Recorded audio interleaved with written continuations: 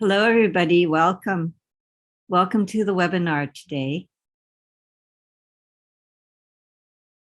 This is the Asian American and Pacific Islander Heritage Month webinar series, Contemporary Asian American Activism, Building Movements for Liberation. I'm Karen Umamoto, the director of the UCLA Asian American Studies Center, from where we're airing this webinar on the land of the traditional caretakers who are the Gabrielino and Tongva peoples of Tovangar, the Los Angeles Basin and South Channel Islands. And as a land grant institution, we pay our respects to the ancestors, elders, and to all relations, past, present, and emerging. This event is sponsored by a number of our organizations, including the UC Santa Barbara Asian American Studies Department, the UC Davis Bulasan Center for Filipinx Studies, the UC Davis Asian American Studies Program Department, the CSU San Marcos Asian Ethnic Studies Program, and the University of San Diego Ethnic Studies Department, the UCLA Asian American Studies Department, and the UCLA Asian American Studies Center. This webinar series is based on the book of the same name that was co-authored or co-edited by Diane Fujino, professor at UC Santa Barbara, and Robyn Rodriguez, professor at UC Davis. And on that note, I'd like to turn it over to Diane.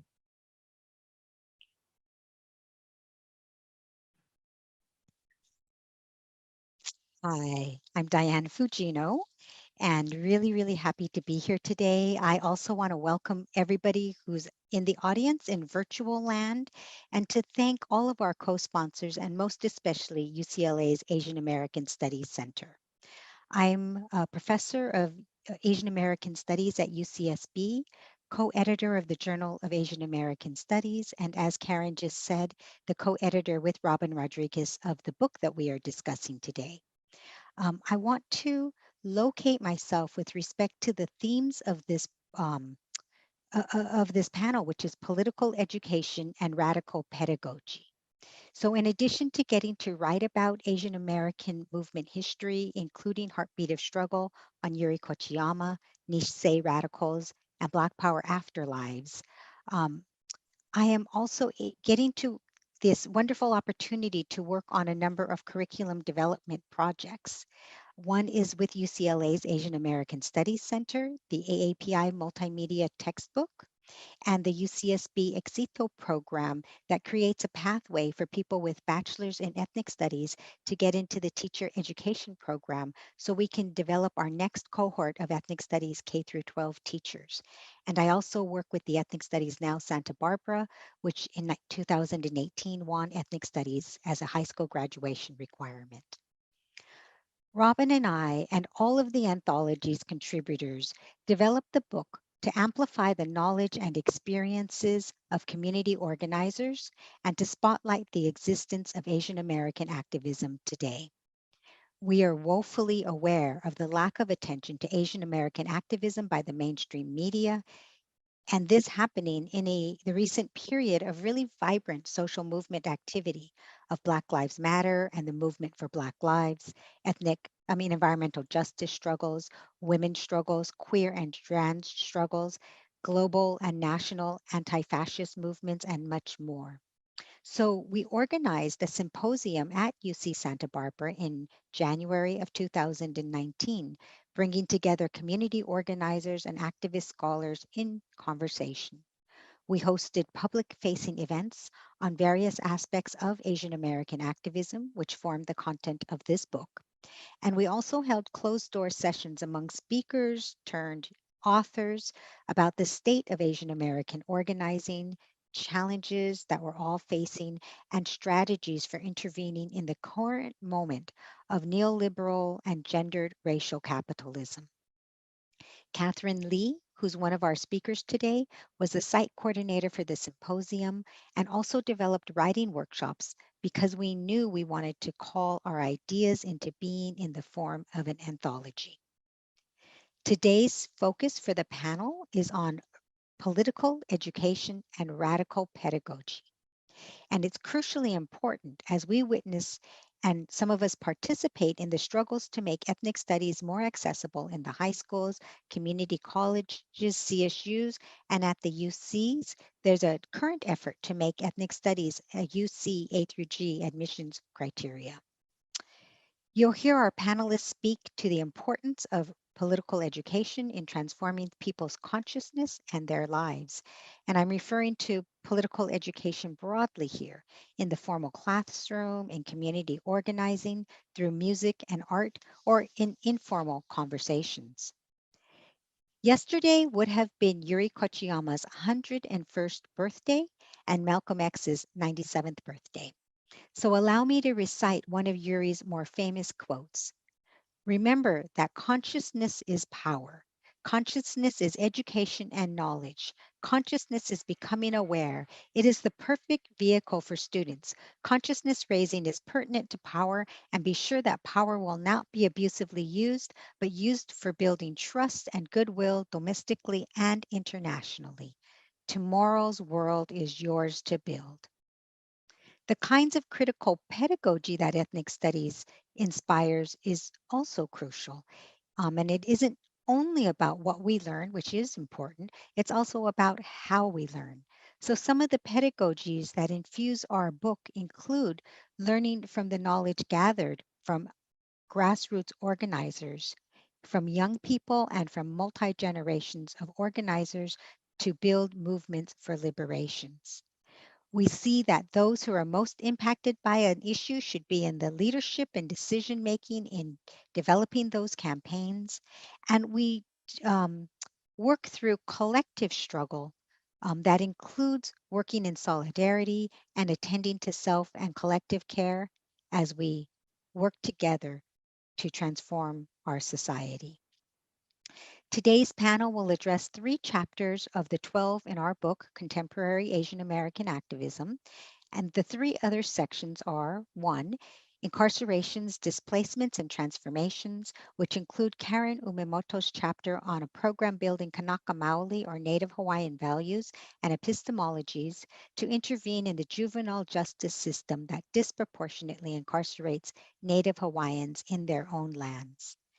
A second section, Internationalism and Local Struggles, that includes a focus on Nakasek's immigration liberation struggles, the New York Taxi Workers Alliance's incredible work intervening in the neoliberal gig economy, and Bion USA's focus on transnational organizing, focusing on the Philippines. And the third section, besides this one, is on movement building, which includes Alex Tom's really sharp piece on movement praxis emerging from his years as a community organizer. Robyn and I had young people in mind when we wrote this book, and we hope that it is of value to you and to teachers and scholars wanting to know more about the Asian American movement. And for all curious and engaged readers, we hope that you will buy the book and read it and discuss it and hold study groups. And we hope that together we can change the narrative around Asian Americans and learn the lessons arising from the tremendous organizing and knowledge emerging from decades of Asian American activism. Thank you. I now turn to Amber Sayoc, who will be moderating the panel. Hello, everybody. I hope you can hear me. I'm going to be introducing myself. Well, actually, I will be copy and pasting my bio. I won't be like saying everything. So if you want to get to know who I am fully, it'll be in the chat right now. A bit long, but I'll just say that I'm a 4th year graduating undergraduate student at the Asian American Studies Department at UC Santa Barbara. I'm also a student organizer with the Asian American community and also the Filipinx American student community here. That's enough on me, but first I will kind of preface that I won't be looking at the chat. So if there are things you want to put in the chat, whether it is like where you're from, for example, I am at Santa Barbara on Chumash lands. Feel free to say hi if you'd like to others in this group. I know we can't see each other, but I will not be looking at the chat, and I will be mostly focusing on the speakers in the Q&A box. So the chat is not free range, but it is there for y'all's benefit. And now I will be introducing each panelist. So I'm going to be going in the order of Katherine, Soya, and May. So these are the panelists. These are the writers of the chapters in this section. So what I will be doing, I will be copying and pasting their full bio, and then they will be introducing themselves and their chapter. So I'd like to bring up Katherine, if you can come up. Hi, everyone. Thank you so much for being here. My name is Katherine. I am a visiting assistant professor in the School of Education at Mills College in Oakland, California. I'll tell you a bit about my activism. So I first became activism as a student when I was in school, actually because of an Asian American history class that I took. So a lot of my activism has actually focused on the campus level in higher education, both in terms of representation of Asian American instructors in both the humanities and the social sciences, but also in response to a lot of the budget cuts that the California public education system has experienced over the past many years. In terms of my chapter for the anthology, it really builds on the conversations that I was lucky to have with a lot of the contributors to the anthology when we had our symposium at UC Santa Barbara. I was able to be in dialogue with longtime community activists like Eddie Zhang, as well as Pam Tao Lee, as they were thinking about their ideas for the chapter and what they wanted to write about. And my chapter actually reflects on my experience of being in dialogue with them as they were writing their chapters, and the ways that we as writing instructors, which is one of my areas of specialty, can actually learn a lot from community activists and the ways that they use writing to build movements, the ways that they use writing as a way to build the relationships that actually sustain movements. So that chapter reflects on things that I learned from both Eddie as well as Pam, and also thinks about the ways that academic writing programs really need to kind of push themselves to think about academic writing differently and within the context of Asian American activism and movement building. Thank you for your introduction, Katherine. And now I'll be heading off to Soya.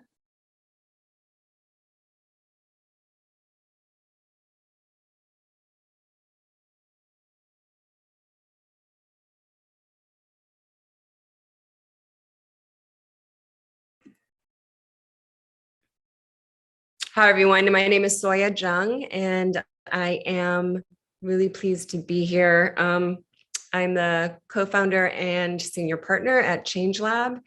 And first, I just want to thank Robyn and Diane for their vision and for their leadership in making this anthology happen, and to Amber for moderating us today, to my fellow co-panelists for your wisdom and brilliance, and to the tech people who are making it possible for us to be in communication with people outside of our respective rooms. And I just want to acknowledge the kind of painful moment that we're all in today. It has been a rough week with the most recent racist mass shootings. I think, all of us are grieving in our own ways these latest casualties of the ideological war that we are in and have been in, and in many ways, I can't think of. I'm sure you're all in the same situation where there's so many Zoom calls I find myself on where we start this way, right? Acknowledging the kind of painful moment we're in. So in many ways, we're always here, but we're also always here with each other in community. So I'm really grateful to be here with all of you amidst it all. One of the reasons I think I'm here and part of this book is that Robyn was part of a couple of our race labs at ChangeLab, which are convenings that bring people together across issues and constituencies to reflect, to learn together, and to strategize together about our particular time, place, and conditions. And she apparently got a lot out of those race labs, such that she invited me to contribute to this anthology about ChangeLab, why we formed, and what our kind of goals and hypotheses were, and what came out of all of that, and the importance of having movement spaces to think and to strategize. And so that's really what my chapter is about. I also want to say we were blessed to have Robyn's son Amado participate in part of one of the race labs in the Bay Area, and that was such a great opportunity to get to know him. I love that the book is dedicated to him. That must have been in 2012, maybe 2013. He was very young and very passionate. So it was great to have his perspective in the room. And, you know, my family history has deeply been shaped by the forces of war and colonization, militarism. And that, I guess it makes sense that I've always been troubled and unsettled by systems that value and support some people's lives and freedoms while devaluing or outright eliminating other people's lives and freedoms. And so my early work in the 1990s, when I was in my 20s, was around immigration, criminalization, welfare, what they called welfare reform, labor issues and such. But over the last 15 to 20 years, I've really tried to figure out ways to support frontline organizers and movement forces through research and writing, convening, consulting, training, etc. So that's me, and I'm happy to be here. Thank you, Soya. Now we're going to be moving on to May.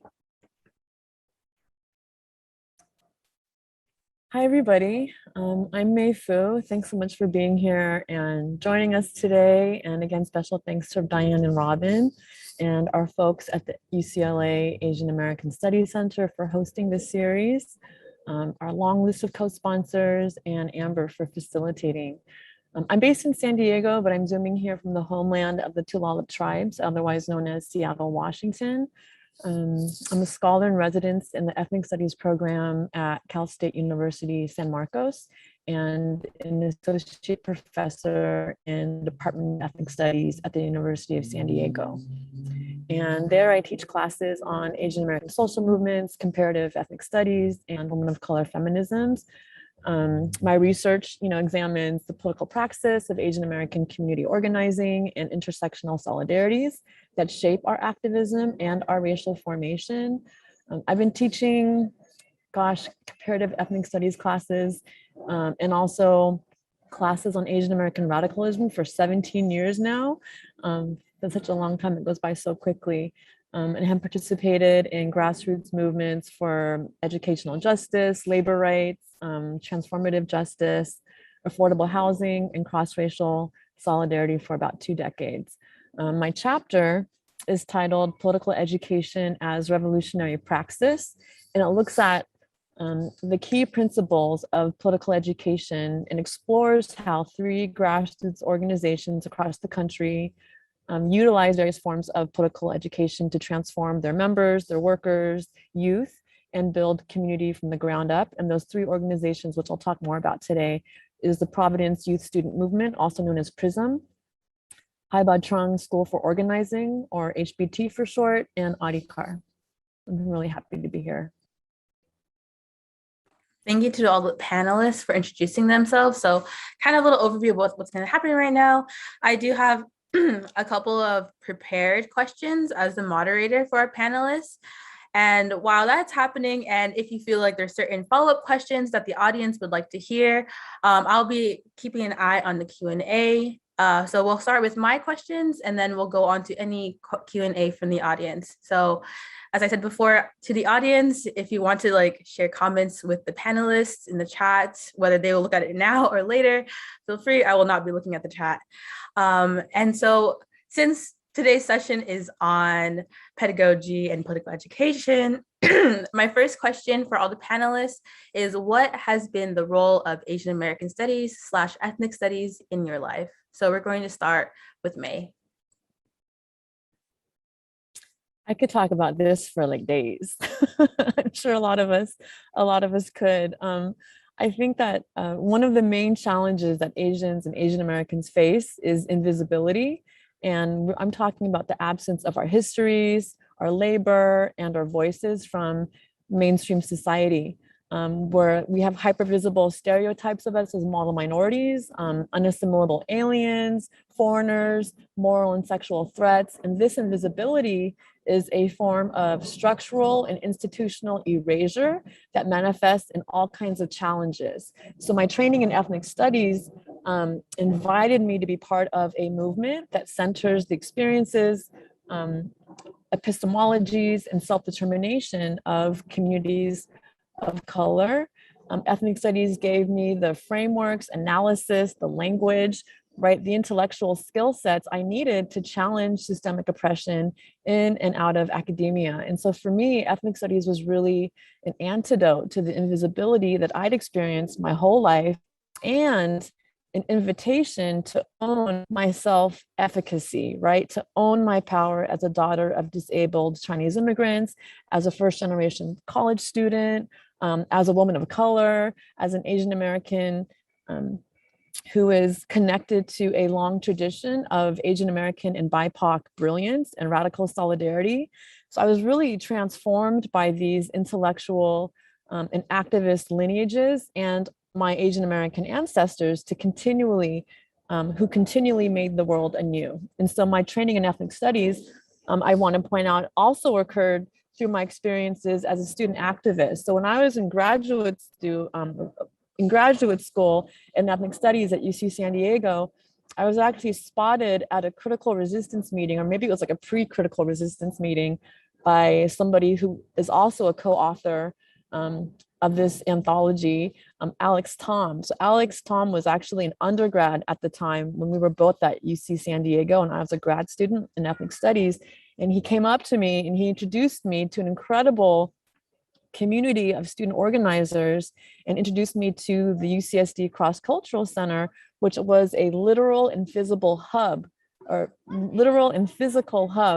experimental lab space for putting ethnic studies theory into practice and having that practice shape ethnic studies theory in real time. So since then, I've kind of devoted my vocational career creating anti-racist curricula and feminist pedagogy for my students, turning ethnic studies programs into departments that stay true to the vision of its founders, publishing research about the long history of Asian American liberation movements, also on campus trying to replace structures of oppression with structures of collaboration and equity, and of course supporting grassroots movements and organizations that make our work possible, like HBT, Prism, and Adhikar.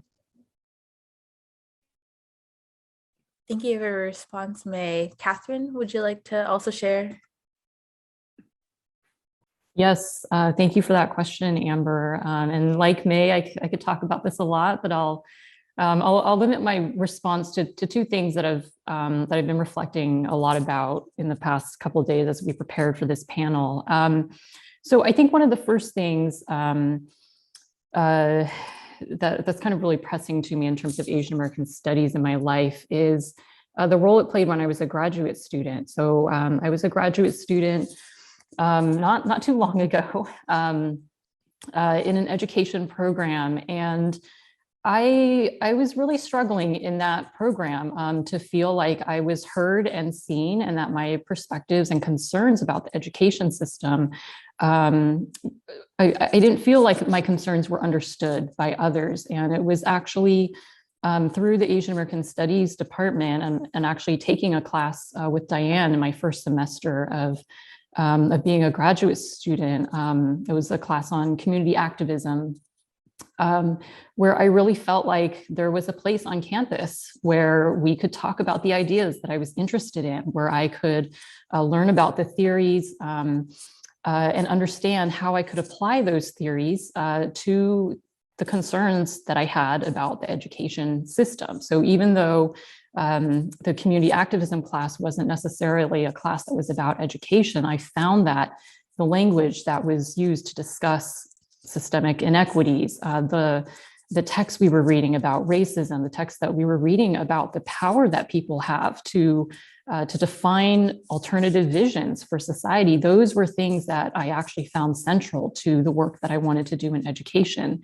So every week after going to that class, I would feel re-energized. I would feel like I had the tools, I had the people, I had the discussions that would kind of feed me and allow me to go back into those other spaces to continue the work that I felt was needed. And then the second role that Asian American Studies has played in my life, my dad actually, he went to UC Berkeley as an undergrad, and he took one of the early Asian American Studies classes with Ling Chi Wang at UC Berkeley. And even though he'd never majored in Asian American Studies, to this day, he continues talking about that class as, you know, one of the classes that he has like these really vivid memories of. So Asian American Studies has also kind of made me really think, you know, what does it mean for students to be taking these Asian American Studies classes, even if they don't major in it, but what kind of role do these classes play in actually changing a person and how they see the world and how they think about who they are and how they reflect that back to the next generation, to their kids, to their friends, to their family. So I guess it's more of a question. What is the role that Asian American Studies can play intergenerationally as we think about who we are and what we want to do in this world? Thank you for sharing, Katherine. I'm resonating with a lot of what May and Katherine are saying right now. I'm just going, yes, yes. Soya, what is your response? Hi, yeah, I really love both of your responses as well. And I love that phrase of making the world anew, May. You know, as I mentioned, my family history is really deeply shaped by colonization and war, the Japanese colonization in Korea, and the Korean War, World War II and the Korean War. So, you know, I grew up in the 1970s and 80s in Buffalo, New York, and no one really at that time knew much except us, I guess, about Korea or the Korean War. And it was also during a time of the auto wars, you know, where there was a lot of vilification, a lot of anti-Japanese sentiment in the United States. My parents divorced in 1977. My mom and I were kicked out of the Korean community. And so suddenly we were thrust into a very white world. And while we eventually landed in the suburbs, we moved a lot. And for a time we lived in downtown Buffalo, went to church there. You know, I hung out at several bars within a 2-mile radius of the Tops supermarket where the mass shooting recently took place in Buffalo. And Buffalo, like many other U.S. cities, where the construction of a highway split the city in two, right? So the east of that highway, the Kensington Expressway, was his, you know, Black community and very much willfully abandoned and neglected. So anyway, all of this is context for how, you know, the racial environment in which I grew up. And I didn't really have, I mean, as others have mentioned, the language or the analytics to kind of understand or make sense of my world. I went to college, eventually at Barnard College in New York City. And the role of Asian American Studies in my life was really fighting for Asian American Studies. So I was part of a small kind of ragtag group of, I think there were 6 of us called Asian Americans Working for Education. And we got the first Asian American Studies course at Columbia. And interestingly, our greatest opponents were the Asian, gosh, I don't know. It was like some Asian student union, or it's like the mainstream Asian group, right? Really didn't like us at all and called us names, and it's very nasty. But anyway, it was a very fertile time in my life. It was definitely a pivotal moment in my life and shaping my thinking. In understanding these forces that had shaped my family for generations and had shaped the city in which I grew up, and learning about our very first instructor was Jane Bay, who was with CAV, right, later. So these connections were very very real. And we were learning about Asian American history as there was a fight to defend Asian immigrant vendors in New York City who were being harassed and criminalized. And so again, Asian American Studies was able to take history and sort of connect it to what's happening right outside the walls of the university, as well as the Iraq War in 1991 when that broke out. Was, you know, these are real life things that we were able to discuss and sort of analyze and understand in the classroom, and as part of a struggle to fight for this knowledge, because Asian American Studies, Asian American history is not my history or your history. It's just history, right? So I think we all deserve to know, to sort of know the full history, because as Howard Winant has said, you know, we live in racial history that shapes our lives today. So yeah, so, and one of our main mentors was Yuri Kochiyama. So we, you know, I came to learn how momentous and how lucky we were to have her mentoring us and guiding us in our efforts to lobby the administration, et cetera. And so, you know, later on, I just want to say that in the 90s, when I was doing work in Seattle, was really when the full-fledged attacks on ethnic studies started to take hold.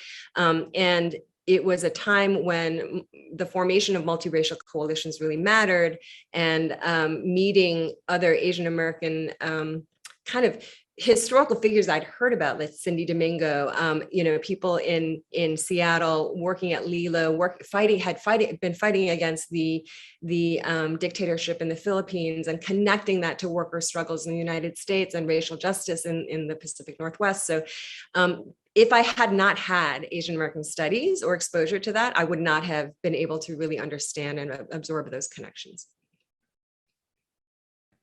Thank you, Soya.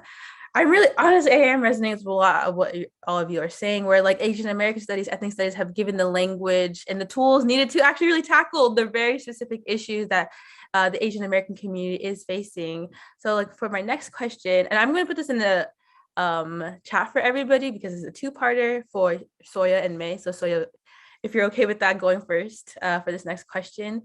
The first part is, what role has Asian American political education and movement building work has in creating social change?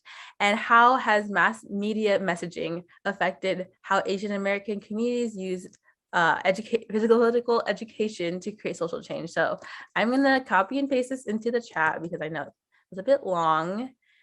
And so Soya, whenever you're ready, feel free to share your response to this question. Yeah, thanks, Amber.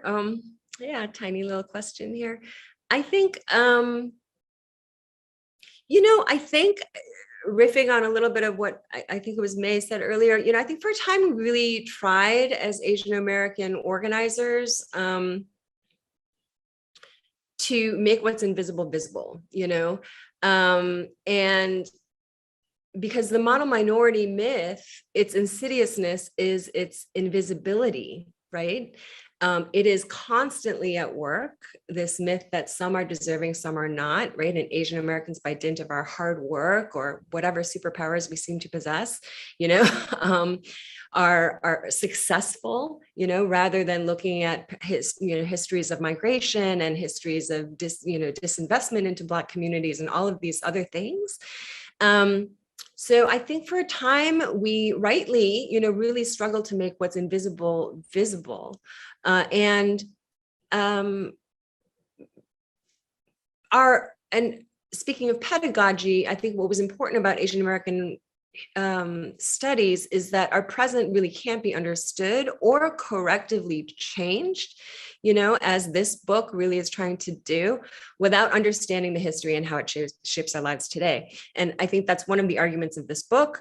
And when we look at that history, though, it's also very true that our politics have always been contested from the get-go, right? From the emergence of Asian American as an identity, as a pushback against the term Oriental, as a kind of internationalist, interracialist, you know, deeply in solidarity with other peoples. It was always contested. There were right-wing Asian Americans, there were left-wing Asian Americans, right? And a bunch of Asian Americans who just didn't identify with either. So I think it's important to say that contested from the get-go, contested today. Because so the question of who are we and who are we and what kind of hopes and aspirations do we represent to America? So, on the one hand, do we embody the possibility of changing institutions and systems so that no one person is more deserving of life and freedom than another? Or do we represent the possibility of striving within those systems and institutions to get what we deserve, right, at the expense of others? And so that's kind of the big contest. And because of that, it matters how we show up. And the right wing, as the book talks about at different places, Asian American forces have co-opted civil rights language to advance a me first kind of racial politics around college admissions, police accountability, and other things. In the meantime, more of us, even though they turned out tens of thousands of people, more of us have shown up in the streets and at the polls, importantly, right, in this time of Trumpism and all of that, to advance a progressive, inclusive racial politics. So both of those take work, both require political education and movement building. That's happening on both sides. But we are the majority among Asian Americans. I deeply believe that. The numbers show that, right? We should never forget that. Also, there is no way that we win as Asian Americans alone. Right. So, but our greatest political contributions, we should keep in mind, lie not simply in joining existing movements, but in reinforcing them with what we carry in our life experiences and in our histories, right? Surviving war, surviving militarism, surviving colonization. The depth and scope with which capitalism and war have made Asian life expendable shapes how we show up in our movements. It matters because the linkages, right? The racial justice movement in the United States has largely viewed US foreign policy and militarism as a policy issue apart from racism and white supremacy. That has typically been true, at least in my experience, right? And we've largely treated things like state surveillance, immigrant detention, deportation, police violence, economic inequality as apart from US empire. So I think the promise of our participation in these movements and what we bring to these movements is in making those linkages, and not just theoretically, but in praxis, right? And how we show up, what we fight for, how we articulate those struggles, and how we build alliances with other communities. Thank you, Soya. I'm going to pass it on to May. Hi, Soya, that was so good. I wish we had more time to dialogue about this. I have so much to say about this, and I really want to lift up the 3 organizations that I wrote about in my chapter. So my chapter looks at political education as both strategy and method for these organizations and how they situate local problems within a broader structural historical context, right? And so the organizations, Adhikar, Prism, HBT, they remind us that our communities are the best architects of our own liberation. And these organizations intentionally develop programs, political education programs with and for their members to make that happen. And so just to give you just a little brief, and I'll put the links on in the chat in a second, but just a brief description of these organizations and what they do. So Prism is a Southeast Asian queer youth of color led abolitionist organization in Providence, Rhode Island. It's the only one of its kind in the region. It's made up of and led by mostly queer and trans Southeast Asian middle school and high school students whose families are survivors of US militarism in and forced migration from Laos, Cambodia, and Vietnam. They're also survivors of state surveillance and local police harassment, and their political education program includes workshops that deconstruct systems of oppression, explores queer justice, and unpacks histories of US imperialism in Southeast Asia. You have these youth-led campaigns that address community needs, they organize public actions, they've engaged and built and created citywide alliances that have actually resulted in the passage of the Community Safety Act, which is a community-centered city ordinance that addresses police accountability. It has banned racial profiling and created a protocol for police interaction with Providence residents. And so this Community Safety Act, which was led by these middle and high school students, is considered one of the most progressive municipal police reform laws in the country. Okay, so that's one org. The second org is HBT, or Hai Ba Trung School for Organizing. It's a national organization of Vietnamese grassroots organizers, and it also uses political education workshops as a way to address Vietnamese histories of war and migration, of US war in Southeast Asia, and the political challenges of organizing the Vietnamese community in the US, especially given pervasive anti-communist politics. And so what they do is they hold an annual organizing weekend where they bring together several dozen organizers, Vietnamese organizers and activists. And it's this really rare opportunity for them to gather and explore what Vietnamese American identity might mean, what revolutionary, practices might be here in the US. It connects them to national networks of Vietnamese activists and organizers, right? And it gets people together to learn about organizing theory and skills. And I think because mainstream and popular history is so anti-communist, this context has actually structured intergenerational relationships in the Vietnamese community and complicated the formation of a radical Vietnamese politics in the US. And so these trainings where they have these really deep, intimate conversations are a really powerful way to learn to politically educate themselves and each other, to kind of deconstruct hegemonic narratives about what it means, like I said, to be Vietnamese, what it means to be in the US as a result of US intervention in Southeast Asia. And again, how these things can serve as a baseline to explore and develop revolutionary history. And of course, these insights are developed in skills trainings and put into practice through community organizing projects. And then Adhikar is the last group, and it's a woman-led community and worker center in Queens, New York, that organizes the Nepali-speaking immigrant and refugee community around workers' rights, immigrant rights, healthcare, and language justice. Adhikar is the only grassroots organization in the country that addresses workers' rights and economic justice for the Nepali-speaking immigrant and refugee community. Many of these folks are actually on temporary protected status, or are asylees or refugees, or are undocumented.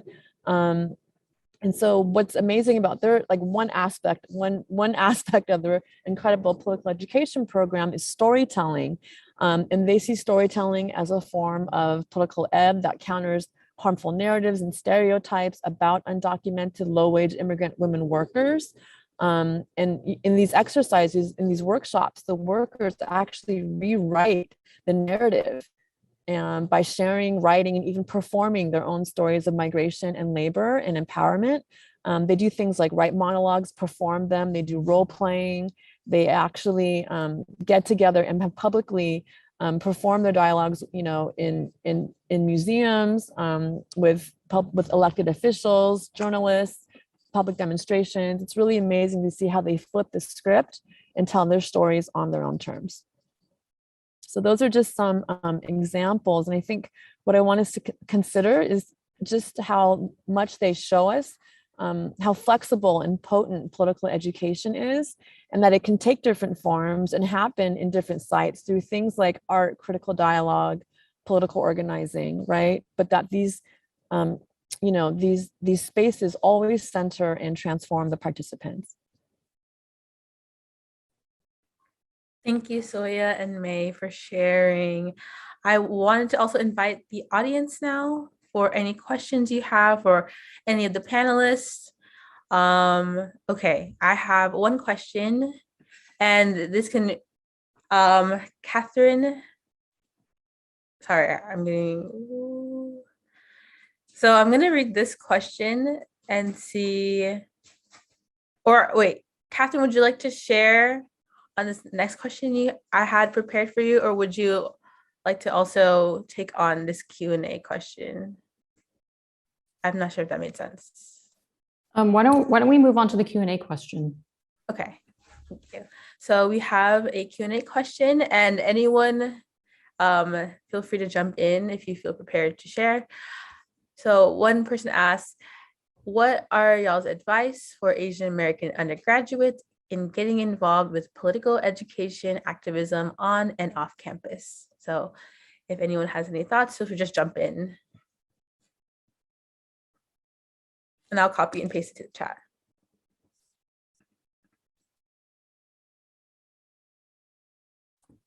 I guess I can start with that question.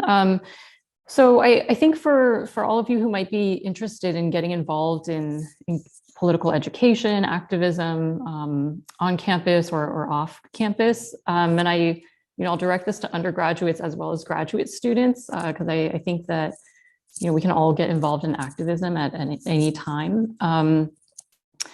I think my main recommendation is to go into it kind of, I think, with an open mind. I think when I first began getting involved in campus activism, I had a really specific idea of what I thought it should or could be.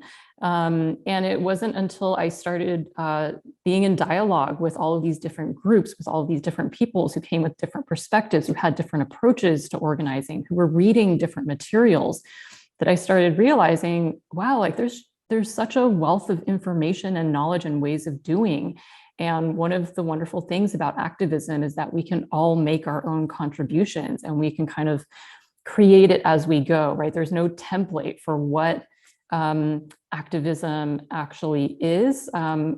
We kind of figure it out based on, history and what historically has been done for activism, but at the same time, reflecting on what the needs of our communities are right now, reflecting on what the political context is right now, the things that we need to respond to, the topics that we need to be discussing, the context that we need to be constructing together, and then we build the relationships that we need in order to do that kind of work.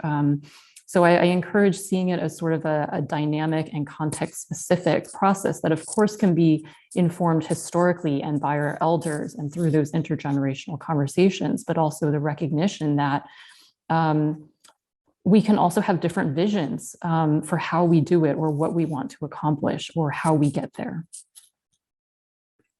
Thank you for sharing, Katherine. I'm really hearing about what you're saying, like kind of like maybe like sum up what Katherine had shared of like coming into things with an open mind and really understanding the context does change over time and not like sticking to rigidity when learning about activism on like where you land your feet, as one of the chapters is called. Would anyone else like to give their input on this question? And also for any other audience members, feel free to send in your questions.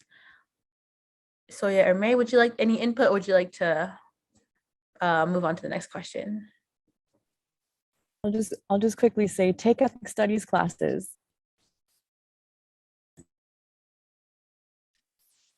Yeah, I would just say similarly, there are organizations in your community outside off campus, and so I think, take ethnic studies classes and also go out into the world and test and see if it's true, like I think the talking to normal, everyday, ordinary people to workers getting involved in some kind of local community issue, it's all good stuff. So. Thank you, May and Soya, for your little 2 cents. Going on to the next question that's in the Q&A box, an audience member asked, any advice/resources on radicalizing our parents/relatives? A lot of Asian Americans seem to be recruited into the Fox News, sorry, this moved, into the Fox News / like Facebook news loop. So is there any advice or resources on like engaging our families? And I will copy and paste this also into the chat.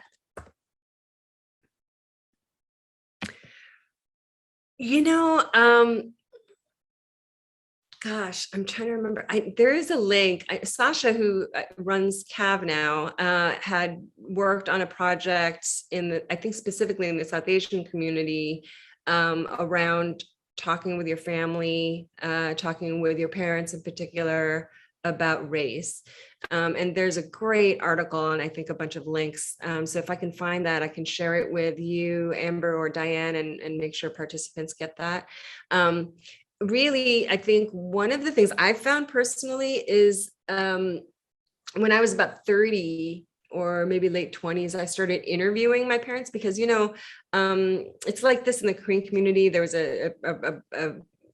an exhibit about it called Still Present Past, about, just a lot of our parents don't talk about their experiences, their life traumas, right? I think that's true in a lot of communities, for refugee communities, et cetera, where the trauma was really intense. And I think it's just, we have to start where they are, and based on their life experiences, because they have very legitimate. The other thing is, I think that oftentimes for my parents' generation, well, my parents are like in their 80s and 90s, but it's easier for them to understand colonization as an entry point into talking about race. So, just sort of look for ways to enter into the conversation through their own experiences, through where they're at, I would say. Anyone else have their? Yeah, I would agree with that. Yeah, I would agree with everything that Soya said. I think one thing that I would, just thinking about my own experience, is that we want our parents to go to do like a 180. Is that right? I'm really bad at math, like 360, 180. You all know what I'm talking about. So you want them to do like a full revolution. And when they don't, it's not just disappointing, it's also horrifying, and it's super triggering. And so I think what I've struggled with is being triggered in conversations that I'm trying to have with my loved ones, right? And so if you're really trying to move together and to meet somewhere, so that there's a shared space of understanding and learning, it's really hard to do that when you're completely triggered and upset and frustrated and horrified and all these things. So I think it's also giving yourself space to feel those things, but then also giving the person that you're talking to space to be where they're at. Because I get really judgmental. I'm actually more patient with my students than I am with my parents, right? So, and that shouldn't be the case. I should be really patient with my elderly, relatives and dad and stuff. So I think that's something to really think about. It's really hard work and such a good question. But I know we can get there just one step at a time.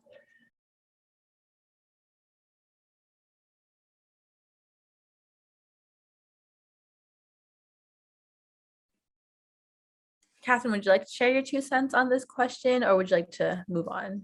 I'll just really quickly say that this question has been asked in a lot of the other forums that we put together. So please watch the recordings of the other sessions as well. I know that Alex Tom has spoken a lot in response to this, and he writes about it in his chapter as well. Pam Tao Lee does as well. So we have a lot of different responses that our contributors to the anthology have generated, and these are available for you to watch and read. Thank you, Katherine. And I'll be copy and pasting this question, and I'll be just reading it off. Thank you so much, May, Katherine, and Soya. This is so insightful. In the 90s, my university did not have a single Asian American Studies class. My classrooms were public events held by community-based organizations, so I remain deeply grateful for those type of venues. We were exposed to different approaches to political education, and I realized how important it was to raise Asian American feminists and labor analyses. How important are these public venues now, especially with social media becoming a vehicle for this type of education?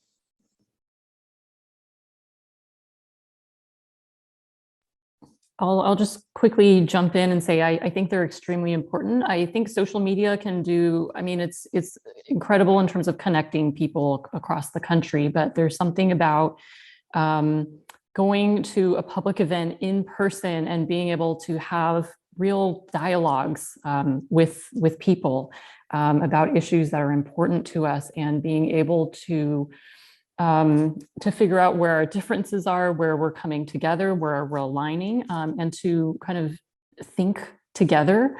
A lot of that thinking together is something that I think takes place in these community spaces, in these public events that organizations put on.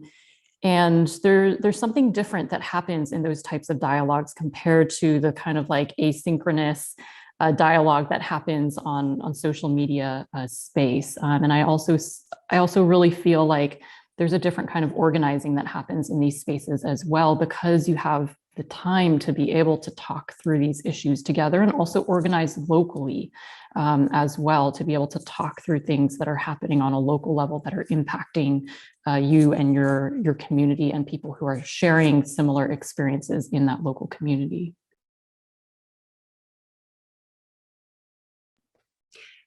Yeah, I just wanted to say one quick thing. You know, one time we did an event and it was with, I don't know if you all know, Aaron Dixon was a Black Panther in Seattle. Anyway, it was very awkward, because sometimes people, if you hold an event, or a community organization holds an event and doesn't really do a lot of outreach, which I see happening more these days than prior, when there were a lot more, I think, resource organizations doing base building, or maybe not even resource organizations, but actually reaching into the community and bringing folks to the event.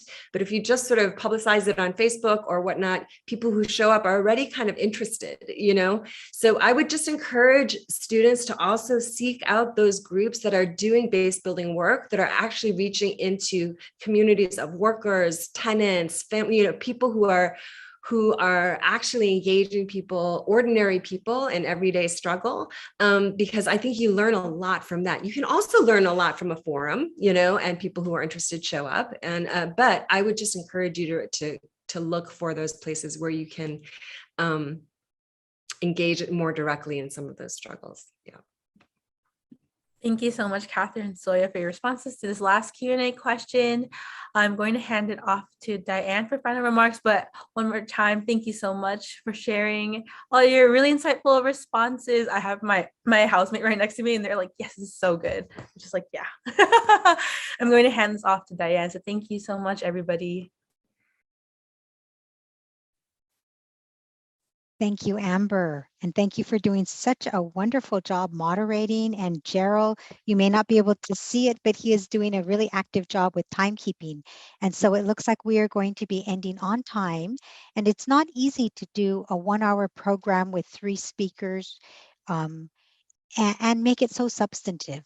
And I feel like this was really, everything that people had to say was so powerful, and everything could have gone on to a whole nother conversation in and of itself.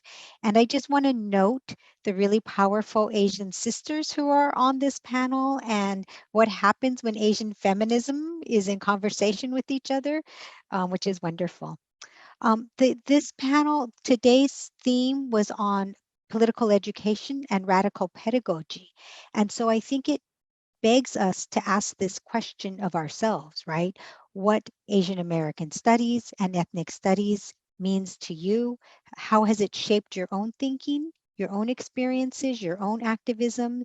It has shaped all of us, all the panelists, myself, very deeply in many ways. And I think it also begs the question about what is critical pedagogy, right? It's not just about what we learn, but about how we learn that really matters.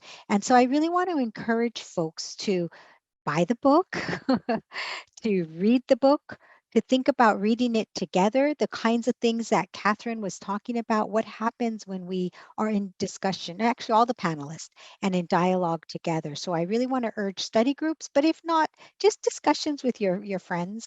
And it's really upon us in this moment of really extensive right-wing attacks on ethnic studies, as well as a moment in which there is a lot of movement building for ethnic studies to get in and to join the struggle in whatever ways we can. Thank you. Thank you so much for being here. Thank you, Diane. And this will be the end of our panel. So a round of applause for everybody here. Thank you for the panelists. Thank you for Diane for introducing and ending us off. Thank you to UCLA Asian American Studies Center for holding this and organizing this. There were some Zoom difficulties, but we made it through. So thank you, everybody. And I hope you have a good day. Here's the link to the book series if you are interested also. Yes, and thank you so much for this. And we are going to be ending. Any panelists, any like last goodbyes, final words for the last minute we have?